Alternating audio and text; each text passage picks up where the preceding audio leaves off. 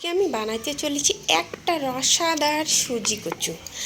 তো দেখতে পাচ্ছেন সবার প্রথমে আমি একটা কুকারের মধ্যে সুজি কচুটাকে ধুয়ে ঢেলে দিলাম। এর মধ্যে দুটো আলু দিয়ে দিচ্ছি।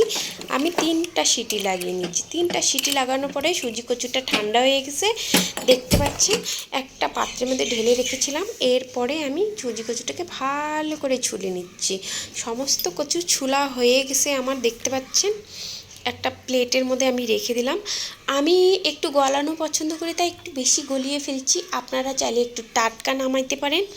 এরপরে একটা বাটিতে করে আমি টক দই নিয়েছি। টক দইয়ের মধ্যে সব যত সমস্ত মশলা আসে সব ঢেলে দেবো। হলুদ দিয়ে দিয়েছি, আমি ধনিয়া পাউডার দিয়েছি, বিট লবণ দিয়ে দিচ্ছি, জিরা পাউডার দিয়ে দিছি, এর মধ্যে দিয়ে দিছি লঙ্কা পাউডার। দেওয়ার পরে আমি সমস্ত মশলাকে দইয়ের মধ্যে ভালো করে ফেটিয়ে নেব। ফেটিয়ে নেওয়ার পরে একটা কড়াই বসিয়ে দিলাম। কড়াইতে আমি জিরা দিয়ে দিলাম, তেজপাতা দিয়ে দিলাম। আর যেহেতু আমি সুজি কচু বানাচ্ছি, আমি হিং না দিলে হয়, আমি হিংও দিয়ে দিলাম। এরপরে আমি ফেটিয়ে রাখা দইটা আমাদের ঢেলে দিলাম।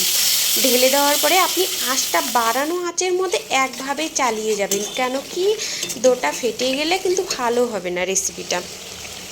দেখতে পাচ্ছেন মশলাটা আমার তেল ছেড়ে দিয়েছে, ভালো করে আমার মশলাটা কষানো হয়ে গেছে।